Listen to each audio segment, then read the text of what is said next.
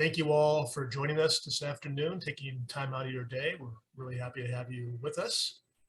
And we're going to talk about the Workman and Temple families in the first century of the first decade of the 20th century. So we have been going through their story from the basically the 1840s onwards. And we left off in the 1890s with the loss of the homestead by one of the Temple family members, while other members of the Workman family were rising in the greater Los Angeles area. So let's go ahead and get started and talk about what was happening in the aughts, which is a word most of us don't get to use very often, but that is appropriate for today. So here we go. The 1890s was a decade in which there was growth in greater Los Angeles, but it was not as strong as it could have been.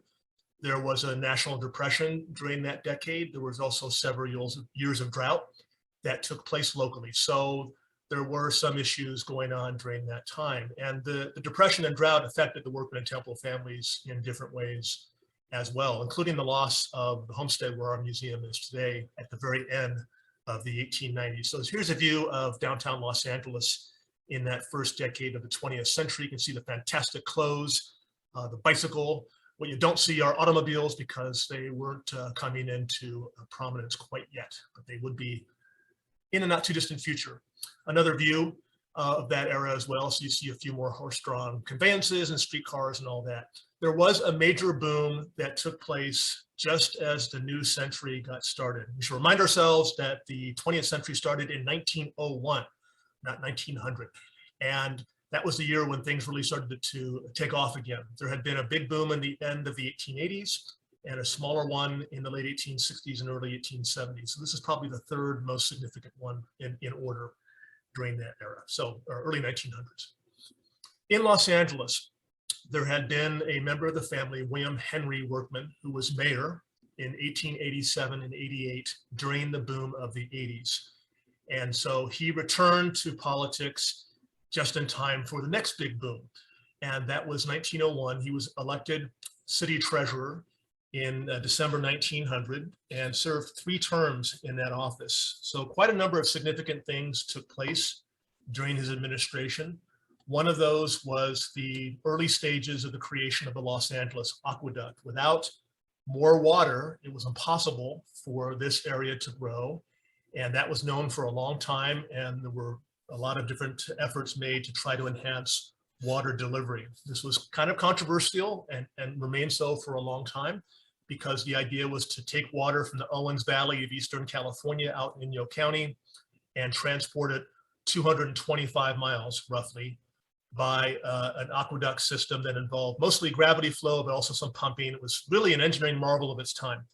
And William H. Workman is involved in the early stages of that because bonds were approved by the people of Los Angeles by vote to raise the initial money for that process. And so not long after he becomes treasurer, he starts working on that. His son, Boyle, who was his assistant city treasurer, had been his assistant as mayor, which led to some accusations of nepotism. His son Boyle wrote a history of the area, the city that grew in the 1930s. And in it, he talks about the fact that when his father went to New York to get these bonds signed, they went to an office. And this is what Boyle says. It seems that every time father dipped his pen in the inkwell, he absently shook it towards the universe at large to rid it of any spare ink that might cause a blot on the certificates. By the time he had finished the 2000th signature, a friend who witnessed this said the president's office in this company, including a brand new carpet, presented a general polka dot effect. So a little kind of funny story about how this was all transpiring in these early stages of developing the LA aqueduct system. Now, Workman was a Democrat, which in this period was not the party that was winning elections. And it had been different when the Democrats ruled the roost politically before the boom of the 1880s. And William was born in Missouri and raised there until he was a teenager. So he had a Democratic upbringing from that part of the country, where Missouri was a state that had very divided views on things like the Civil War and slavery. In fact, William H. Workman's father, David, had slaves in the pre-Civil War era. So he was a conservative Democrat, which gave him an opportunity to have a competitive election in this period. But he was also very highly popular as an individual. So in 1900, he was able to eke out a victory in the election. And so at the bottom of the right side is the returns from the newspaper. And he actually lived in the 9th Ward, which was Boyle Heights, a community he founded with a couple of other gentlemen in the 1870s. And he only won that ward by 35 votes, his home ward. But overall, he was able to win enough of the city to capture the election. When he ran again in 1902, the terms were 2 years in those days. It went up to 4 years in the 1920s. That was for council, mayor, treasurer, et cetera. Workman ran again, and the Republicans decided they were going to try to attack him. And these attack ads are actually very tame compared to what you would see at that time, before and afterwards. I think part of this is that he was pretty popular, so the Republicans had to be very careful how they talked about him. But one of the things they said was that Workman, here on the left, modestly claimed that he sold the city bonds in New York City, but they said that he actually was peddling them up and down the street and almost spoiled the sale. In other words, he wasn't acting professionally in this, is what they were claiming. They also attacked him for having an expense account bill that was twice as high as the city attorney's at that time. I don't know if that was a big issue for people. And they also referred to his nepotism. In other words, at the bottom here, they said that he had promised to retain one of the previous, pardon me, at the top. They had previously, he said he would keep a clerk in the treasurer's office and then let him go. But they also mentioned the fact that he had one of his own family, that is his son, on the payroll. That's what's at the bottom there. Despite these attacks, Workman actually won by a greater amount in 1902 than he had in 1900, which seemed an indication that he was at least doing a good enough job where people didn't see a reason to throw him out of office at that time. And he finally ran again in 1904. The LA Times, which was a Republican newspaper, said that the voters, regardless of affiliation, have expressed their esteem for Uncle Billy. He became known by that moniker. You don't see that today in politics. People don't talk about politicians as uncle or cousin or whatever. It's an artifact of that time, but he was a pretty popular guy. His plurality was not as strong in this third campaign in 1904 as it had been 2 years prior. So whether that was a factor in his deciding not to seek a fourth term in 1906 or not is a question. But this cartoon on the right is kind of neat. He had a habit of saying, "My God, sir," for all kinds of things. So that was used in this cartoon and in others that I've seen. But expressing his gratification that the voters of LA decided to send him back to office. "My God, sir," as it is put there in the cartoon.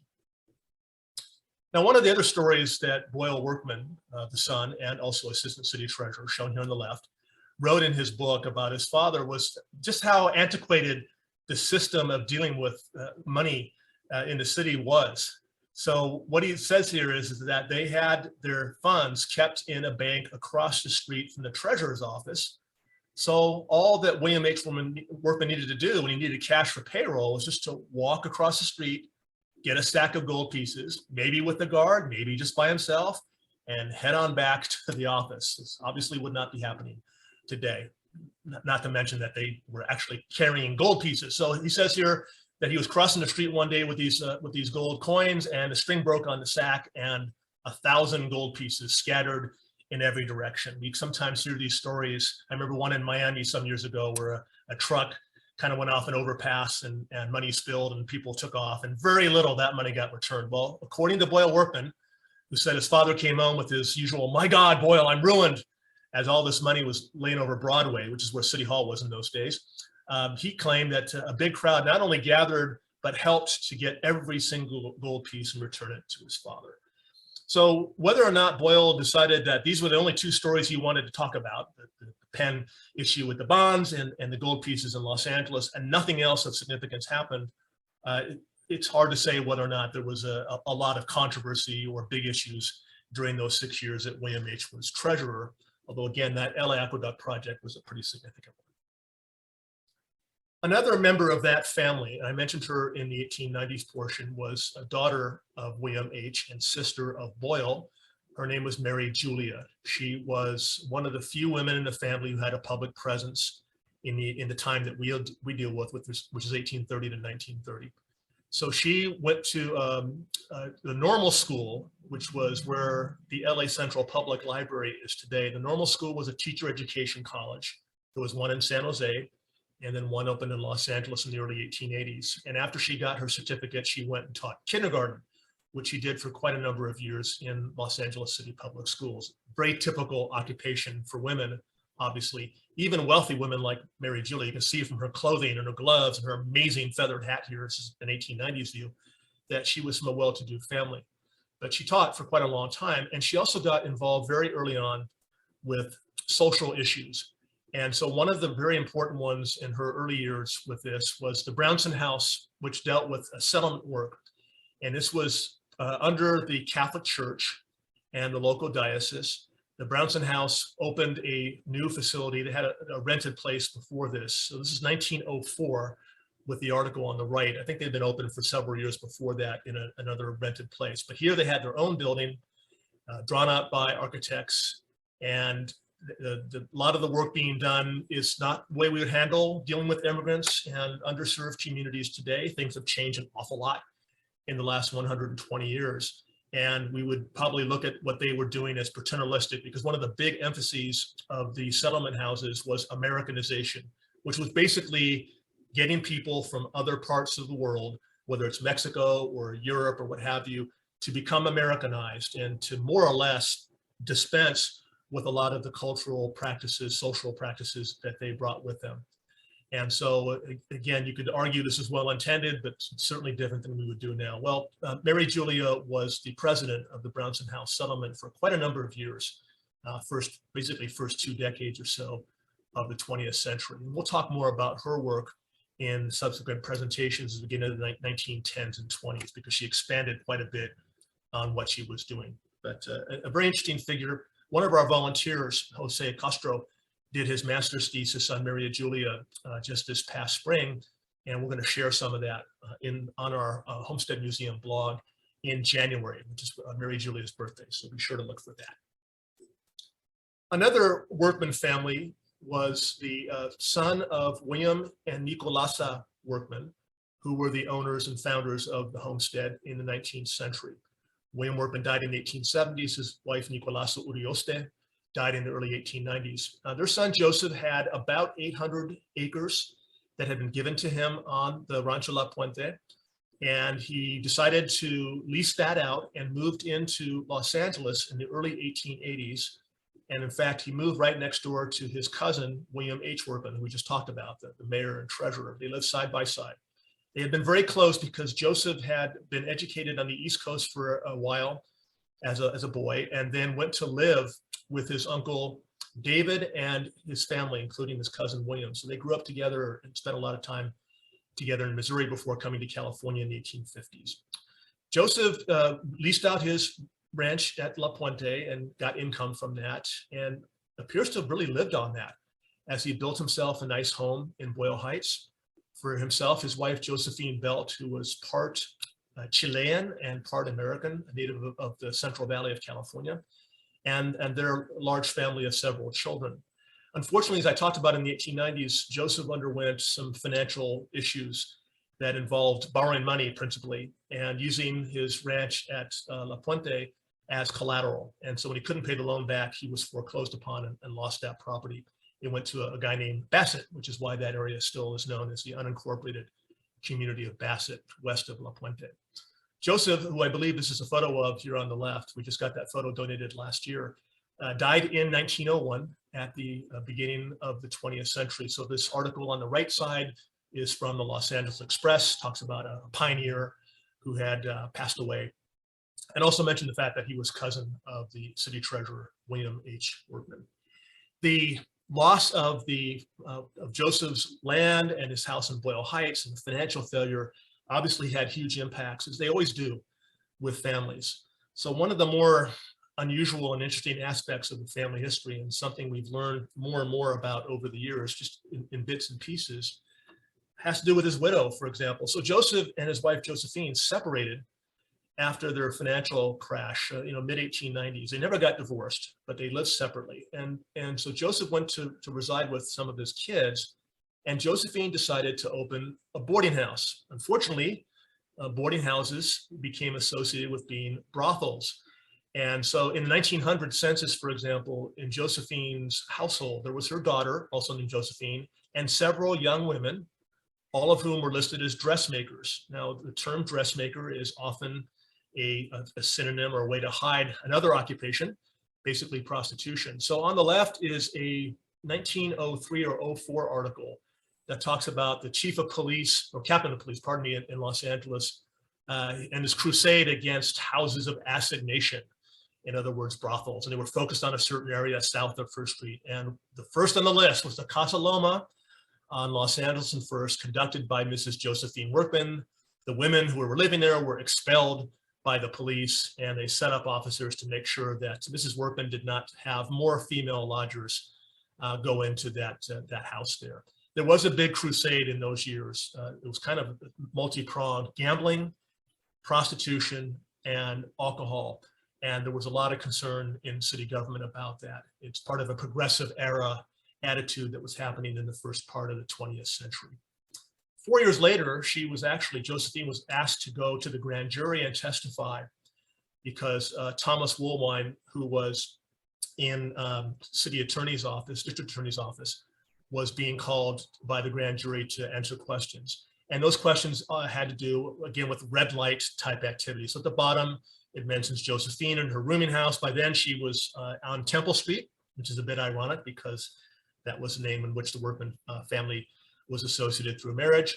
There were other people, a former resident of the red light district, a foreman for liquor dealers. Like I said, they were trying to control as much as they could in Los Angeles, these various areas. At least that was on the surface. There were a lot of accusations that police officers and some city officials were actually under the thumb of a lot of gamblers and liquor dealers and what have you, through bribes and what have you. Very interesting period. There's a lot more you could go into, which we can't do here, but certainly an interesting element of the Workman family's connection to this aspect of early 20th century Los Angeles.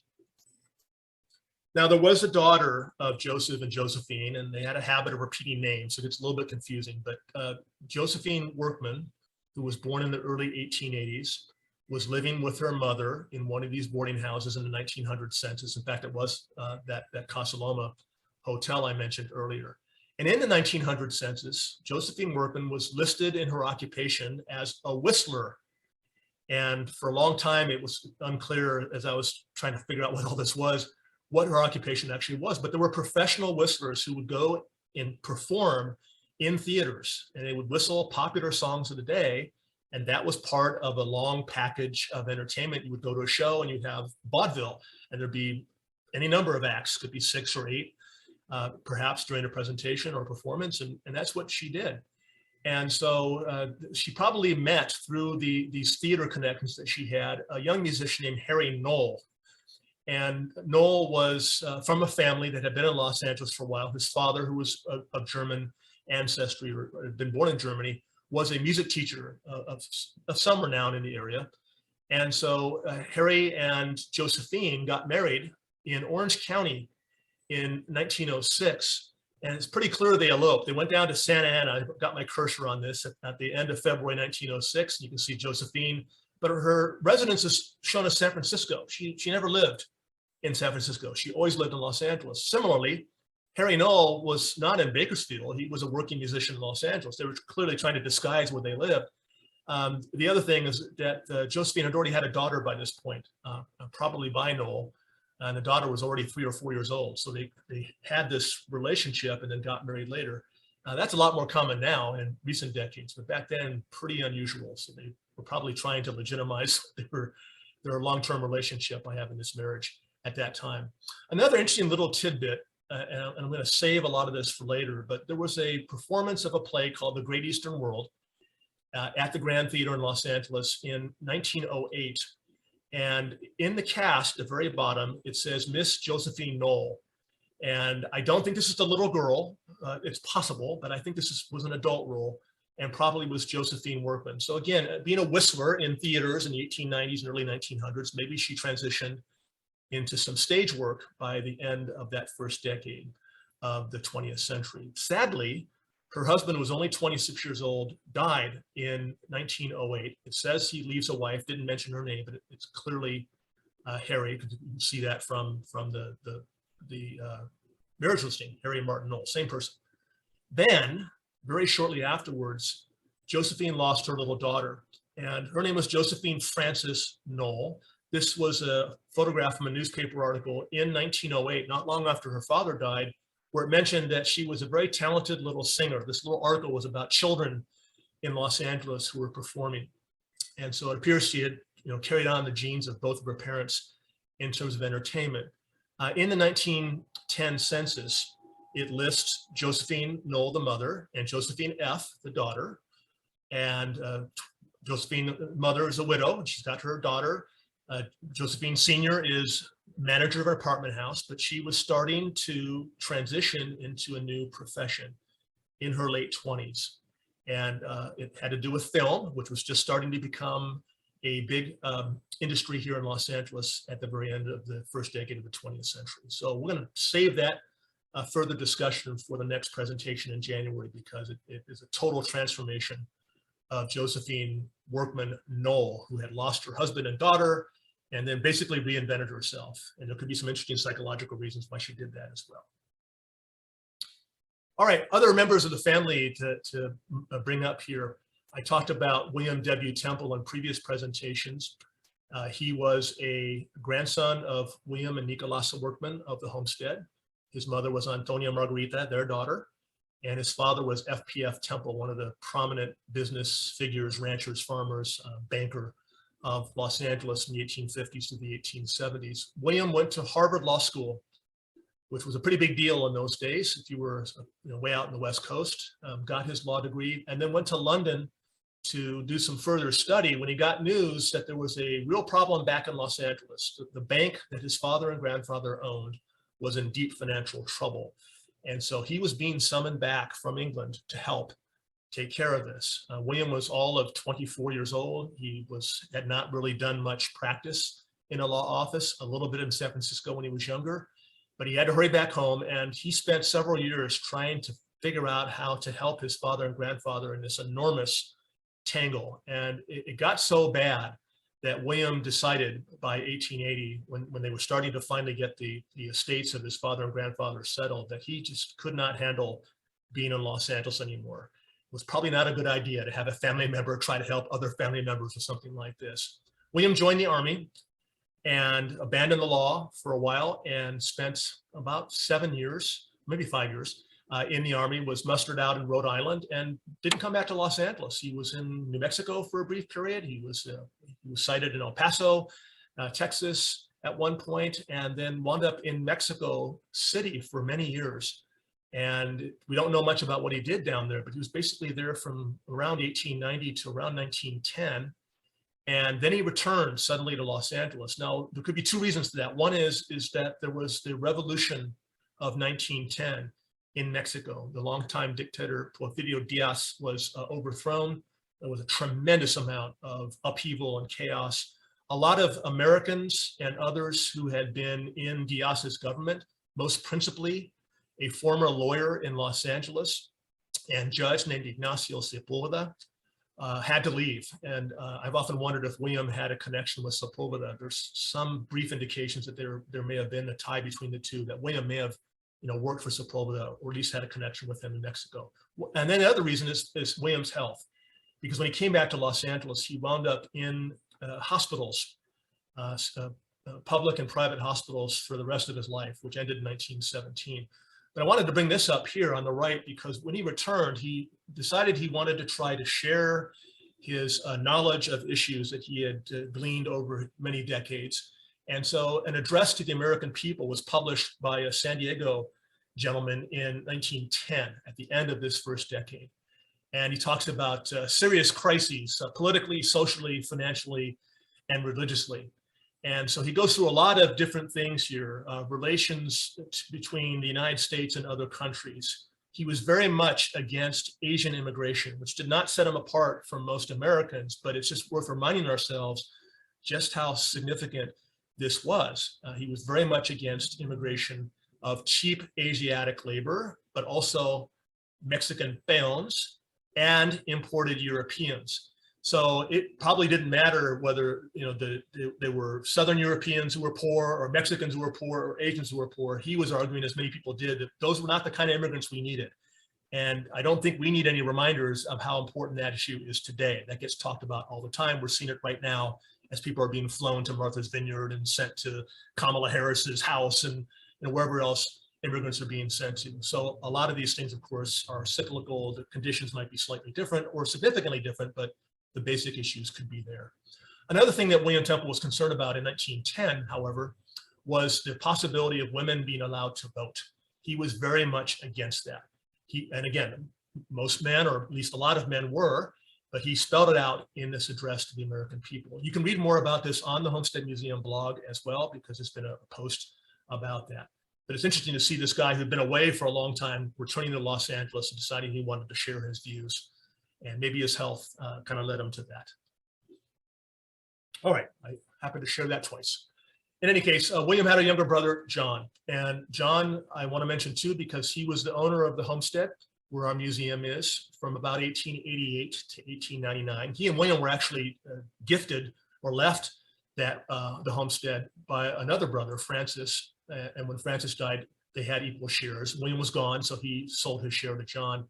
John had a very similar issue to his cousin, his uncle, Joseph Workman. So I mentioned Joseph had that ranch on La Puente that is now Bassett and got into financial trouble in the mid-90s and lost to foreclosure. Pretty much the same thing happened to John. He had a 75-acre Workman homestead and got into financial problems. Now, again, those 6 years of drought could have been a big factor there. So if you've been trying to farm and make a living, that's going to be hard to do if your crops are dying on a regular basis. And so John was foreclosed on in 1899 and wound up moving into Los Angeles. So he lived in Boyle Heights first, and then he lived in South Los Angeles briefly after that.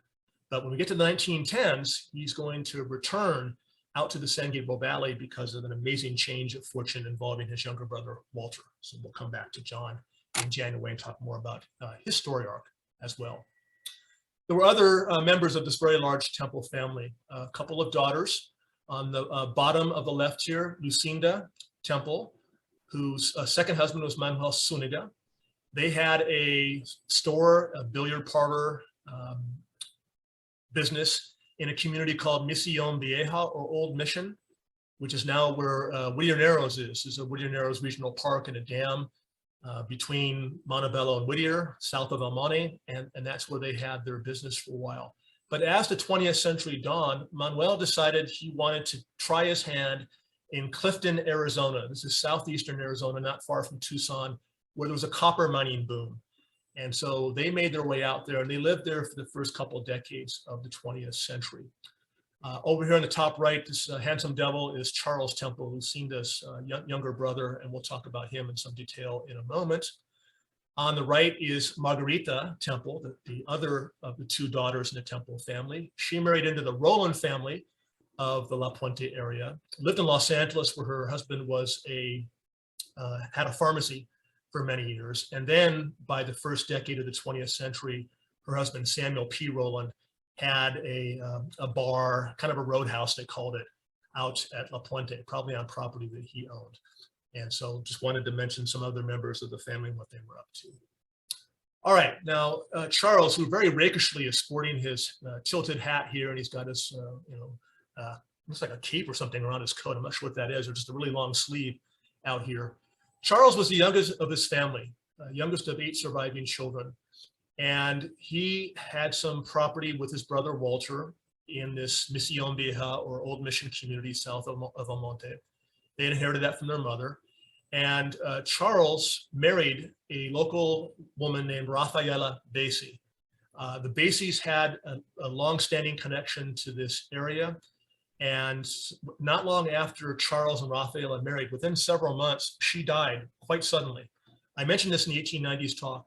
And one of her brothers, and I'm not sure if it's this one, this is one of the Bassett's, decided that there had been a reason for that Charles had abused his sister and killed her. So in the late 1890s, just after Raphael died, 1898 or so, there was a duel, a drunken duel between Charles and one of the Bassett brothers. And shots were fired and people were wounded, but no one was killed. And it was reported that the two combatants were in arm and laughing as they walked off the field and had somehow made up.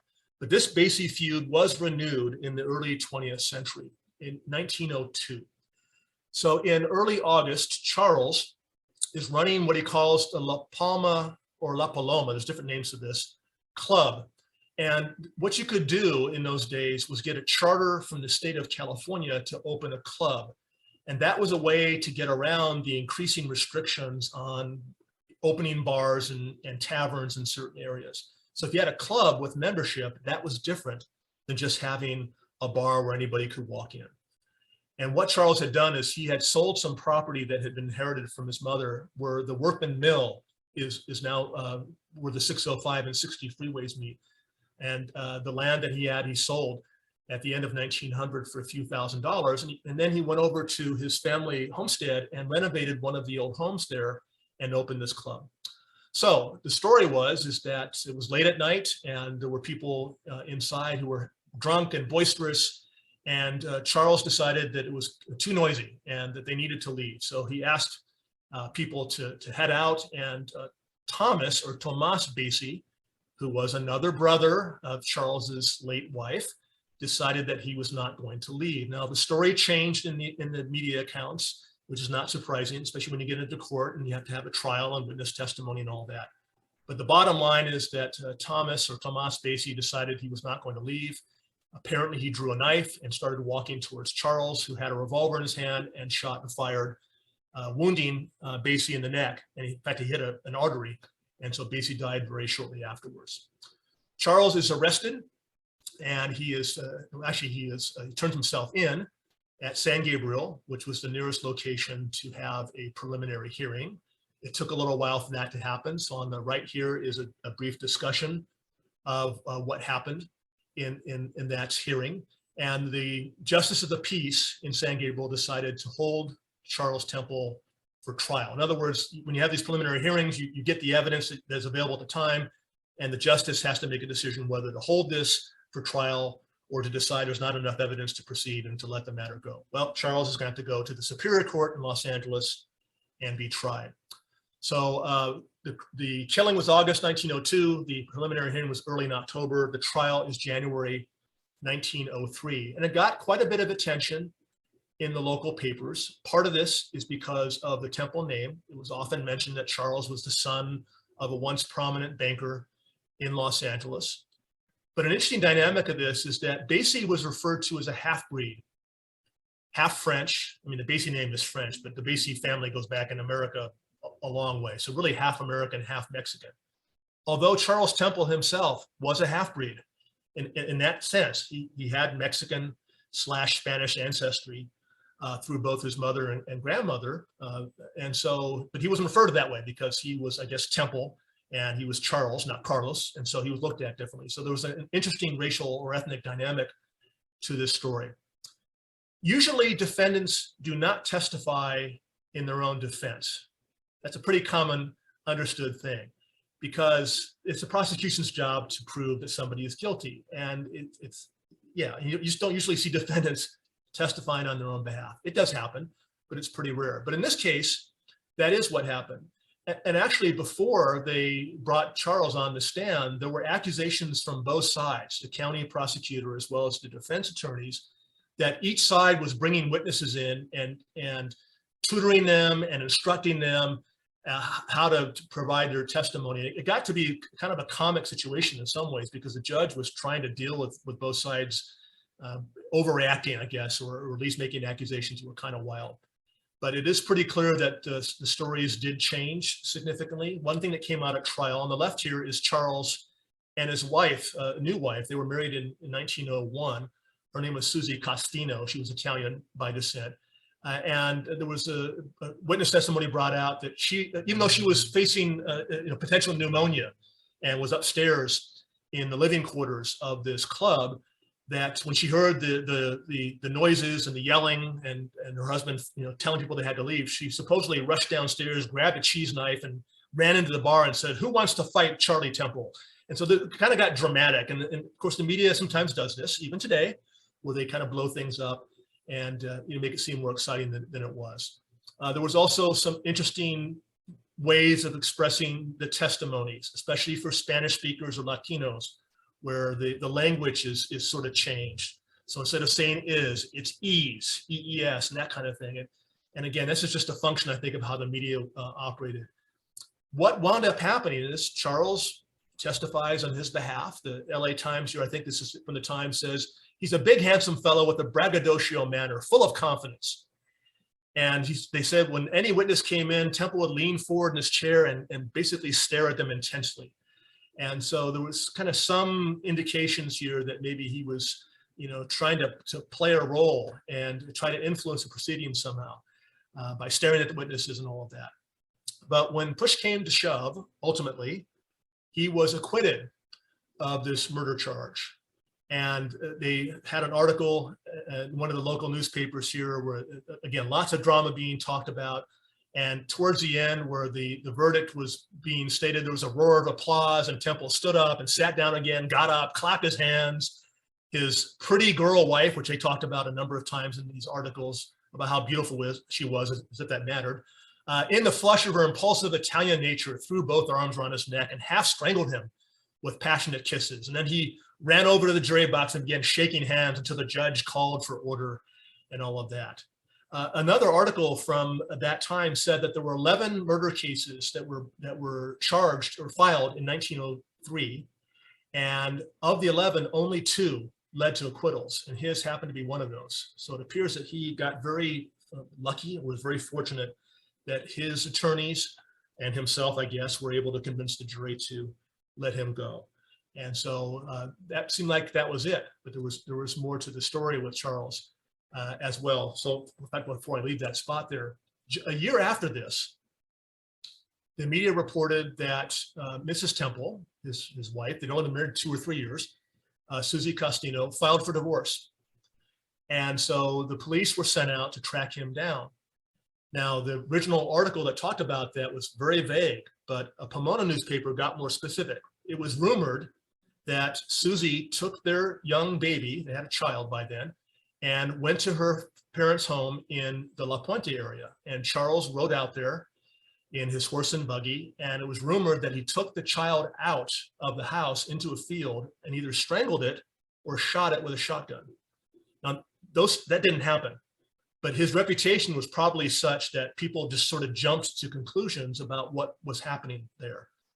And so, no, he did not harm their child, but she did wind up filing for divorce. And then there was an insanity proceeding that took place. And part of the problem is that Charles was a drinker, and alcoholism was pretty rampant in American society in the 19th century and into the 20th century, which is a major reason why prohibition was a big movement, state by state, and then eventually nationally. And so Charles had to undergo a hearing about his behavior. It was said in one of the articles that Susie found him at home with chickens in his room, and that he was feeding alcohol to the chickens, and that he had delirium tremens and all kinds of other things. It was even said that she accused him of using opium. And that, of course, is a pretty serious accusation as well. But the thing is that when it came down to having the determination of what to do with him, it was reported that when she found out that he would be sent to an insane asylum, she decided to not pursue the divorce, and he was let go. And they walked out of the courthouse arm in arm. Charles and Susie did stay married until his death in 1918. But it's, again, another interesting story. And part of the reason for getting into this is because families have these situations where there are many different members of families, and there are ups and downs, black sheeps, if you will. And so whether it's Josephine Workman and her purported brothels, or Charles and his legal problems, these are things that can happen in almost any family. I have a question from Tracy. She asks, how old was Charles at this time divorce? He was born in 1872, so he was about 30 when these legal problems ensued. And in fact, he wound up leaving the area. And I've talked to members of the Bassett family a few times, and they've told me that what's been passed down through the generations for them was that he had to leave this area because of the feud with the family. And so he wound up going to Arizona and living with his sister, Lucinda, who I mentioned before, spent some time there. But he came back, he lived in Santa Monica and Glendale in the 1910s and died there. He was only 45 or 46 when he died. I couldn't find a cause of death or a death certificate. I'm sure there's one out there. I haven't seen it yet, but I wonder if the alcoholism is what wound up being the cause of death. He was only 45 or 46. Now, during these legal proceedings, one of the witnesses who testified was Charles's brother, Walter, because they inherited this 50-acre homestead in the Whittier Narrows. They divided the property up. So Charles took the northern portion of the 50 acres and Walter had the southern. And Walter decided that he was going to finally marry his teenage sweetheart on the right here, Laura Gonzalez. Laura was raised in the old mission area, basically across the road from Walter and his family. I mentioned in previous presentations in this series that in the 1880s, she was an employee of Walter's brother, Francis, at the homestead where our museum is, and that she was entrusted with some very significant responsibilities because Francis had tuberculosis and had to go to Arizona frequently to try to recover and get better function of his lungs. And so in her mid-teens, Laura was running the ranch, but the romance between the two was on the sly, more or less, probably because Walter's family would not permit him to have a serious relationship with a woman who's basically an employee and not of their class. And they probably separated for a while. Laura wound up in Boyle Heights in the 1890s as a music teacher.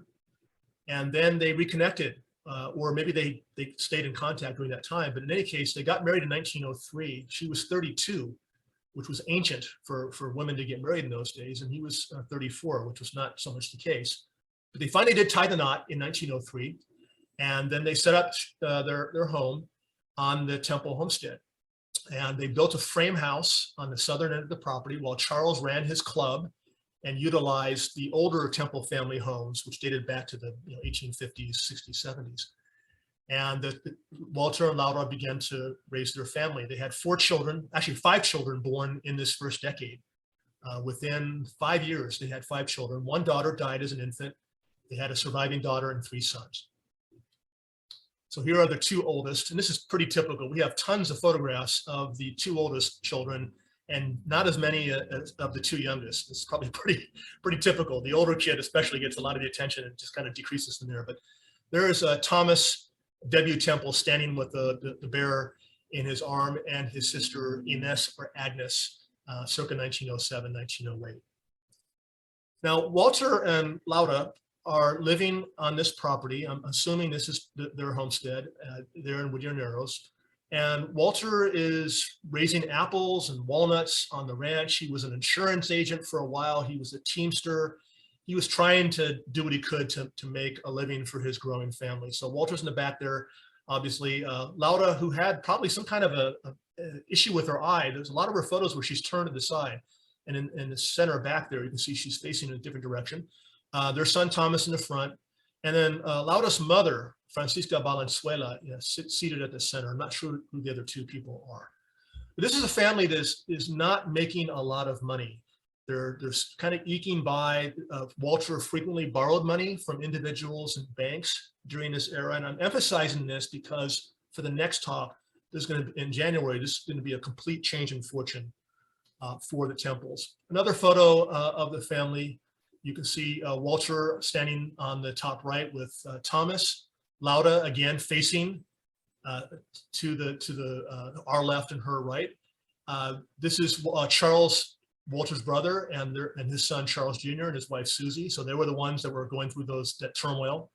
And this is probably about the time, or maybe a little bit afterwards, when that divorce insanity proceeding was happening. And then again, Laura's mother, Francisca, seated here on the left.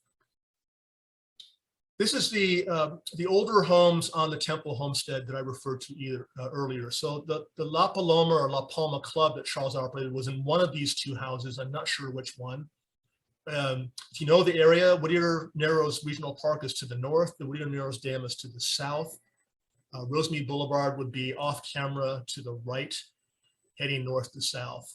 It's a pretty desolate area today because this is a flood control district, and so there's no development allowed in this area. These homes unfortunately burned down around 1907, and so they were completely destroyed. Walter was already living with Laura and their kids to the south of this, and that house remained. And so even though these two buildings were gone, he still maintained this acreage, which he consolidated because when Charles moved to Arizona, he sold his interest to his brother. I'll just mention on the top of the building here, it says G. Piuma Winery. Who's an Italian named Piuma who leased out the old building, which was part adobe and probably part wood, and ran his winery there. Piuma later went to Los Angeles and became kind of a prominent guy out there in the winemaking industry until Prohibition basically ruined his enterprise.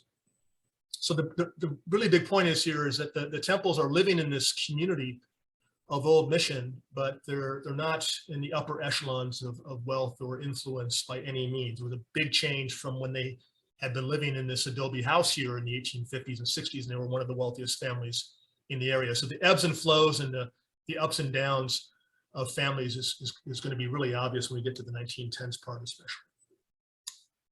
Now let's talk as we wrap up here with the Workman Homestead. So what I showed you here is the Temple family homestead, about 5 or 6 miles west of where our museum is today in City of Industry. The Workman Homestead, as I mentioned before, was lost in 1899 by John H. Temple.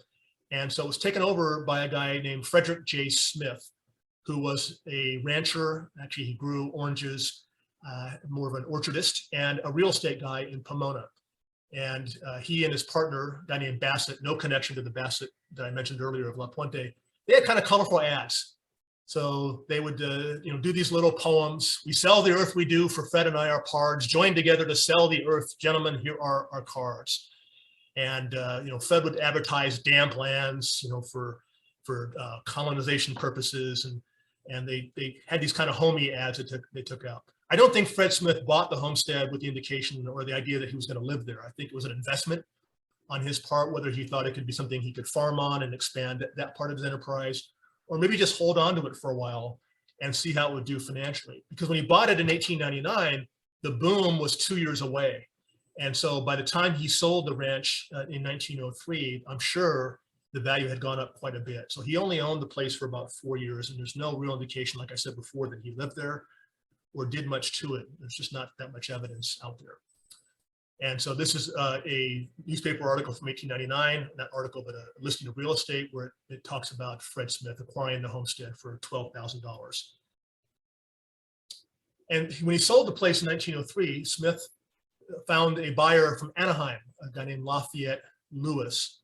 There is a Lewis Street in Anaheim, so if anybody knows that area, you might be familiar with that street. Lewis was a settler there in 1872, came out from the East Coast. He owned a livery stable in Anaheim for many years. And even though he moved to Los Angeles, this is the 1900 census, just before he bought the homestead, he lived where well, it's not called the Staples Center anymore. I think it's called Crypto.com Arena, and that entertainment center down there in Los Angeles. And that's where he lived when the census was taken. But Lewis bought the homestead in 1903 and was pretty clear what he wanted to do was to farm on it and expand its use.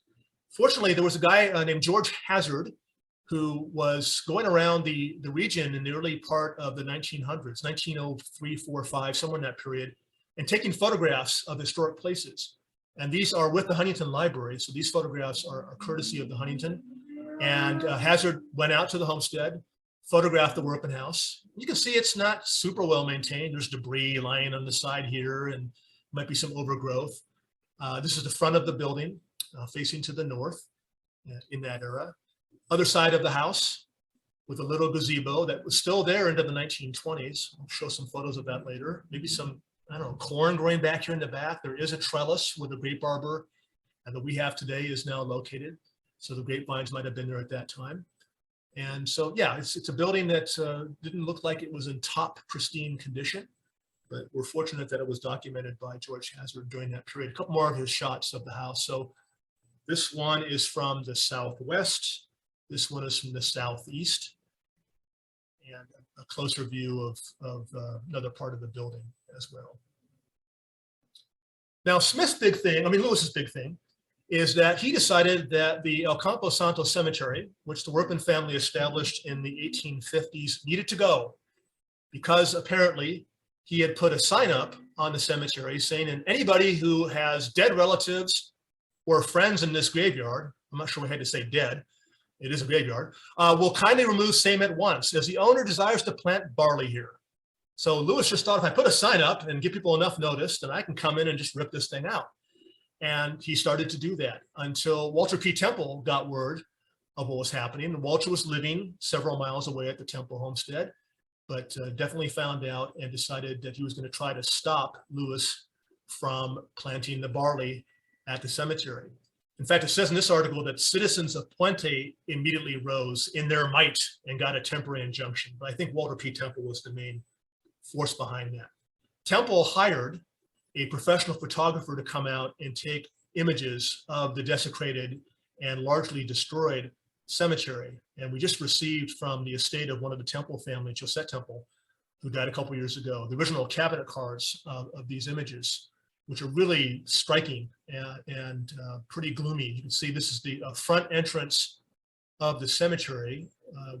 Part of it was not torn down yet by Lewis, and we still have these sections left today.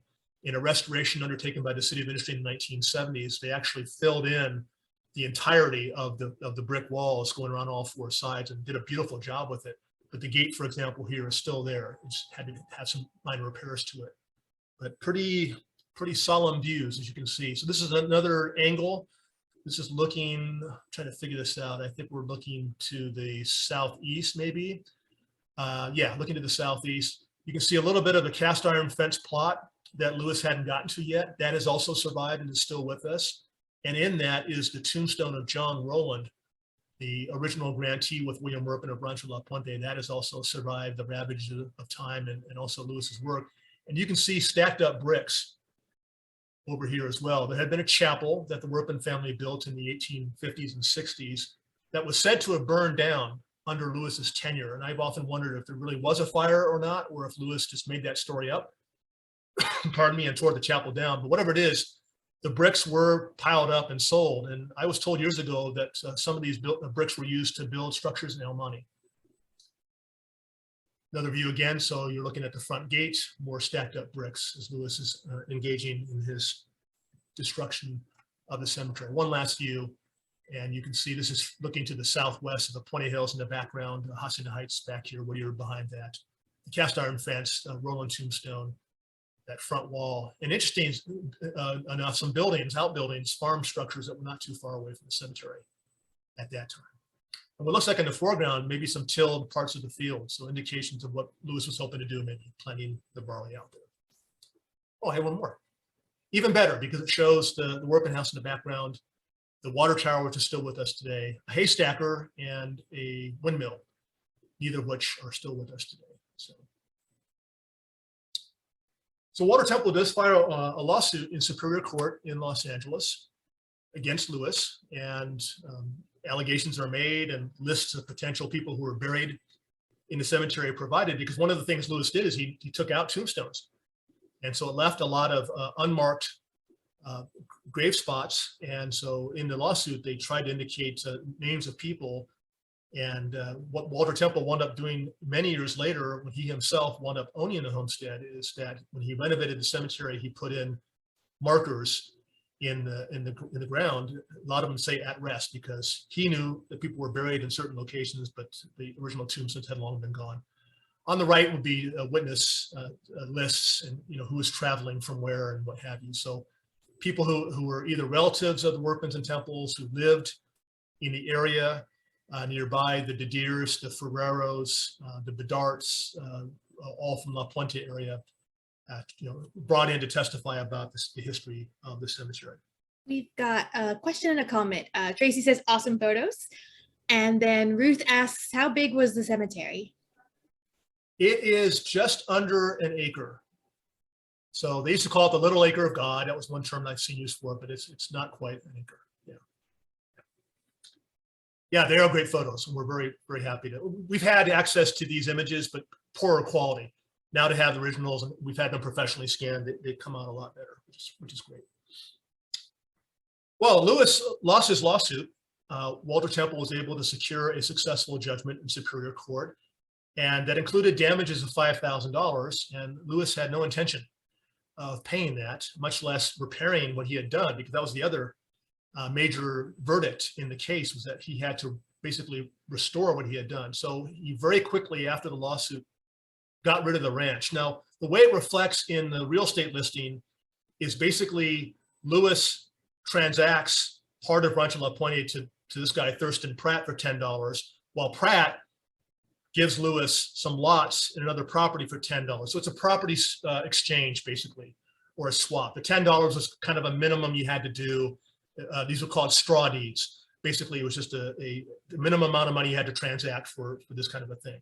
So the basic thrust of it is Lewis gets rid of the property to Thurston Pratt and Pratt's father-in-law, Eugene Bassett, not related to the Bassett of Pomona, not related to the Bassett of the Bassett area, another guy entirely. Eugene Bassett had been a printer, worked for Los Angeles newspapers, and then he and his son-in-law were in Pasadena, and they were dealing in real estate. They owned a couple of apartment houses, and so they decided to buy the homestead in 1907 from Lewis. And so Bassett remains in Pasadena while Thurston Pratt decides to move his family out to La Puente. And these are just a couple articles about what they were doing while they were in Pasadena, working with real estate and owning apartment building and what have you. Now, really neat little article. There's a couple of these actually. So when Thurston Pratt moves out to the ranch, and this is 1909, it's here. This is a Covina newspaper that the historic Temple Homestead was scene of a barn dance, and I've often wondered if it wasn't a wooden barn, but it was one of the old wineries that the Workman family had built, and which stood until the 1970s.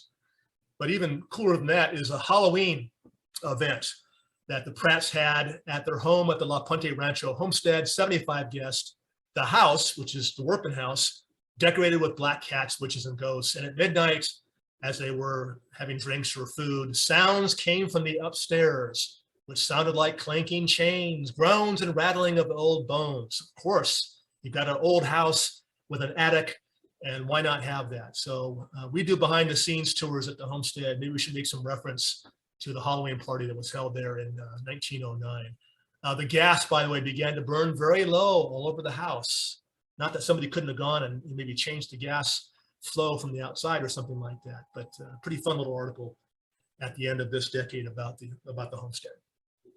So we are going to return in January and pick up this story with the amazing transformations of a couple of family members. So I mentioned Josephine Workman Knoll, who had lost her husband and her daughter at the end of the 1900s. She is going to transform into a silent movie star. We'll talk about her story briefly. And the other big transformation is for Walter P. Temple, who was still living out at that Whittier Narrows area. And in 1917, as you can see from this photograph, they had a huge change in fortune with oil being found on their property. So those are two of the many stories that we are going to share in the 1910s for the next presentation. So with that, I'll end, and thank you all for joining us this afternoon. And again, I'll be happy to answer any questions you might have. All right, I'm gonna give it a minute or two for any final questions or comments. Tracy says, outstanding presentation. Thanks, Paul. Thank you. John asks, he missed the earlier lectures. Where can he access them? I can answer that part. We have a YouTube channel under the Homestead Museum, and actually with the email you'll receive as a follow-up today, later, maybe tomorrow, you'll get a link to this YouTube. So if you go to our account, you'll be able to find the past lectures, and they're categorized. So you'll look for the lecture category. There's also other ones if you'd like to check them out too. They'll have categories. So if you have any other questions about that, feel free to email me at my email that's listed here, and I can help you navigate them if you can't find what you're looking for. Marty says, thanks, Paul. Another great presentation. John says maybe some more color on Los Angeles in the decade. You mentioned water. I think that's a question.